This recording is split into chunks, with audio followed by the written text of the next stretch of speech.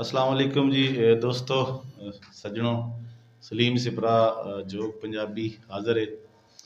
ते अज दी वीडियो जिहड़ी है वो लोक गीतां बारे एक खास शख्सियत बारे है। और वो जिहड़ी इस शख्सियत दे वास्ते पहले तो मालूमात वास्ते मैं शुक्रगुजार हाँ जनाब। साडा पंजाब चढ़दे पंजाब तो अखबार छपदा है पंजाबी ट्रिब्यून, उन्हों का बहुत ज़्यादा शुक्रिया कि मालूमात असी उत्थों लईआं। उन्होंने एक मजमून आया सी, फिर मैं उसनों अपनी गुरमुखी च शाहमुखी च कीता और वो मालूमात वाकई जिहड़ियां इस तरह दियां है सन कि बाकी लोगों तक ही पहुँचाइयां जान। तुसी बहुत सारे मशहूर लोक गीत सुने होने ने और साडी जनरेशन या पहले दी जनरेशन या साडे तो थोड़ा जिहा बाद च आने वाली जनरेशन जिहड़ी है उन्होंने अच्छी तरह याद होने ने कि जुत्ती कसूरी पैरी ना पूरी, हाय रब्बा वे सानू टुरना पिया, गोरी दियां झांझणां बुलाउंदियां गईयां, गलियां दे विच डंड पाउंदियां गईयां ते है नी कि शौकण मेले दी।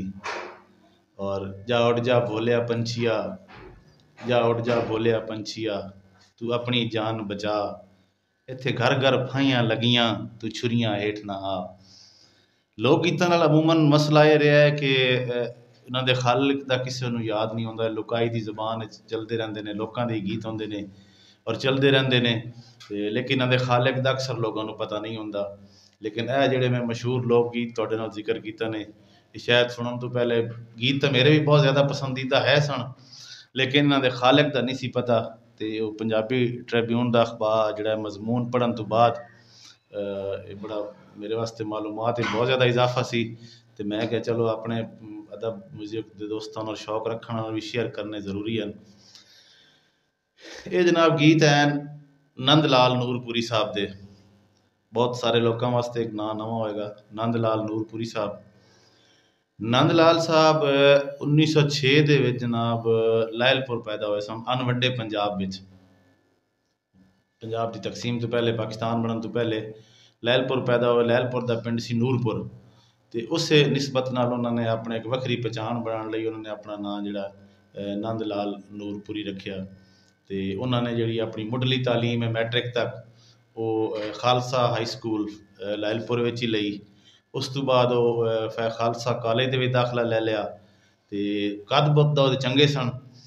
तो उन्होंने जनाब 1934 दे विच उन्होंने जिहड़ा ना पुलिस ASI भर्ती हो गए और बीकानेर उन्होंने पोस्टिंग हो गई। लेकिन छेती उन्होंने एक पुलिस मुकाबले ने, हसास आदमी सी, शायर आदमी सी, लिखन पढ़न वाला बंदा सी, एक पुलिस मुकाबले जिहड़ा है उन्होंने दिल नूं ठेस पहुँचाई। तो उन्होंने जी पुलिस की नौकरी छड्ड दी और नाल ही ये गीत लिखे कि जा उठ जा भोलिया पंछिया, तू अपनी जान बचा, इत्थे घर घर फाइयां लगियां, तू छुरियां हेठ ना आ। 1904 नौकरी छोड़न तो बाद फिर वो अपने वापस पिंड चले गए। तो इस दौरान जिहड़े प्रोफैसर मोहन सिंह दीवाना साहब लिखते हैं कि उन्होंने शोरी फिल्म कंपनी जिहड़ी है उन्होंने उन्होंने गीतां लिखण की ऑफर हुई। मंगती फिल्म, वलायत पास फिल्म, गीत बहारां दे, इन्हां 3-4 फिल्मां दे उन्होंने गीत लिखे तो एक फिल्मी गायक के तौर पर भी वो मशहूर होने लग पे। उस तो बाद फिर वो गीतां छड्ड के कुछ अरसा उन्होंने रेडियो सर्विस नाल भी रहे मुंसलिक। इस दौरान पाकिस्तान बनया, पंजाब की वंड हो गई, पंजाब अलहदा हो गया। तो वो लायलपुर छड्ड के जलंधर जिहड़ा है उसके मॉडल टाउन सोसाइटी दे विच रहन लग पे। तो आहिस्ता आहिस्ता वो होर जिहड़ी है देश भगती के गीत भी लिखते रहे। टोटल उन्होंने गीतों के रुझान ज़्यादा सी, कोई 71 गीत उन्होंने लिखे ने, कोई गज़लां लिखियां ने, इस तरह होर शायरी की उन्होंने सनफ भी है ने। तो इस दौरान गुरबत के हालात दे विच उस सरकार ने उन्होंने कोई 75 रुपए वजीफा भी ला दिता। तो फिर वापस पिंड टुर गए, हालात के हथों मजबूर हो के शादी भी की उन्होंने। मतलब 4 लड़के सन, 2 लड़कियां सन, 4 लड़कियां सन तो 2 उन्होंने लड़के सन। तो उन्होंने मतलब उस तो बाद पिंड एक दिन गए तो उत्थे रात नूं जिहड़ा है घर सुते हुए सन।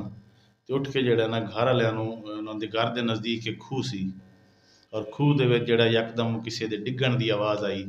तो घर वाले जदों उठ के गए तो उत्थे घर बिस्तर ते नूरपुरी साहब नहीं सन। तो उन्होंने जिहड़ी चप्पल है खूह के बाहर पई सी। इस तरह एक पंजाब दे इस खूबसूरत फनकार दा और लाजवाब फनकार दा जिन्हें ऐसे लाजवाल गीत जड़े हैं, लोक गीत जड़े हैं साड़ी समातां दी नज़र कीते उन्हां दा खालिक जड़ा है ਉਹਦੀ ਇੱਕ ਨਾਗਹਾਨੀ ਮੌਤ ਜਿਹੜੀ ਹੈ। ਜਿਸ ਤਰ੍ਹਾਂ ਵੀ ਇਹ ਸਮਾਜ ਦੇ ਵਿੱਚ ਹੁੰਦਾ ਹੈ ਕਿ ਹਸਾਸ ਲੋਕ ਜਿਹੜੇ ਨੇ ਉਹ ਹਮੇਸ਼ਾ ਇਸੇ ਤਰ੍ਹਾਂ ਹੀ ਮੌਤ ਮਰਦੇ ਨੇ ਔਰ ਇਸੇ ਤਰ੍ਹਾਂ ਦੇ ਉਹਨਾਂ ਦੇ ਨਾਲ ਸਾਨਿਆਤ ਹੁੰਦੇ ਨੇ। ਸਾਡੇ ਅੱਜ ਕੱਲ੍ਹ ਦੇ ਹਾਲਾਤ ਵਿੱਚ ਤੁਸੀਂ ਵੇਖ ਲਓ ਕਿ ਹਸਾਸ ਲੋਕ ਇਸੇ ਹੀ ਤਰ੍ਹਾਂ ਮਰਦੇ ਨੇ, ਉਹਨਾਂ ਦੇ ਨਾਲ ਇਸੇ ਤਰ੍ਹਾਂ ਦੇ ਹਾਦਸਾਤ ਹੁੰਦੇ ਨੇ। ਅਤੇ ਇੱਕ ਇਸ ਅਜ਼ੀਮ ਫਨਕਾਰ ਦਾ ਜਿਹੜਾ ਅੰਤ ਵੀ ਇਸੇ ਤਰ੍ਹਾਂ ਹੋਇਆ। ਬਹੁਤ ਸ਼ੁਕਰੀਆ।